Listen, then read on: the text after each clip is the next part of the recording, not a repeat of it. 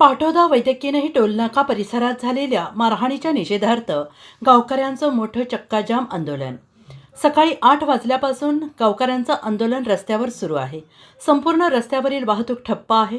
तहसीलदारांसह police प्रशासन मारहाणीच्या निषेधार्थ आंदोलनाचा पवित्रा तसेच आरोपींना तात्काळ अटक करावी यासाठी भायाळा वैद्यकीय ग्रामस्थ रस्त्यावर उतरत आंदोलन सुरू केलं आहे।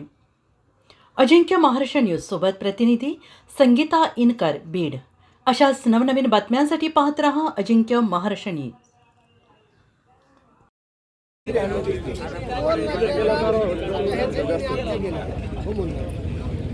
आणि टोल नाक्याच्या साईडच्या किलोमीटर गावाला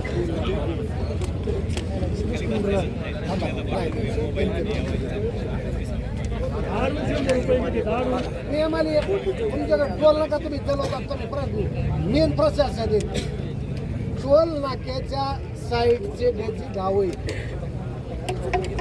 याचा नियम तर आहे, याला प्रोटोकॉल आहे ना। याचे किती किलोमीटरच्या आत लोकांकडून किलोमीटरच्या टोल नाका घ्यायचा नाही नाही शासनाचा जे आहे त्याला हा हे तुम्हाला माहिती आहे 5 किलोमीटर बांधणंच होते तर टोल नाका जे आम्हाला समज माहिती आहे टोल नाका आम्हाला देत आहे आमच्याकडून घेता येत नाही आणि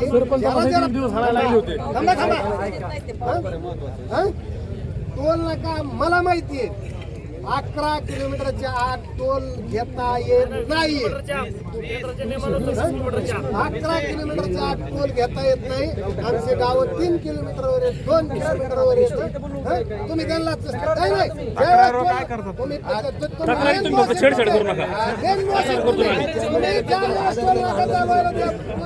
प्रशासन चालवायला देता त्या टायमाला तुम्ही त्यांना सेक्टरवरती दरोड्याचे गुन्हे दाखल झाले पाहिजे।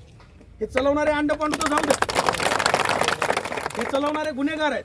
म्हणजे जन्मठेपेची शिक्षा भोगून आलेला माणूस इथं येतो आणि रस्त्यावरती लोकांना मारहाण करतो, त्याची फिर्याद पाठवता पोलीस स्टेशन घेत नाही, कुणाच्या दबावाखाली घेत नाही, कुणाचं त्याला वरद असतं हे आम्हालाही कळायला पाहिजे आणि तुम्ही ते सांगितलं पाहिजे।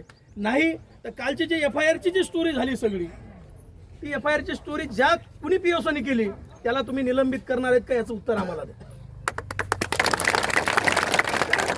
आरोपीचं नाव मी पहिल्या दिवसापासून सांगतोय की राहुल शिंदे हा मुख्य आरोपी आहे आणि त्याचं तुम्ही नाव विसरता।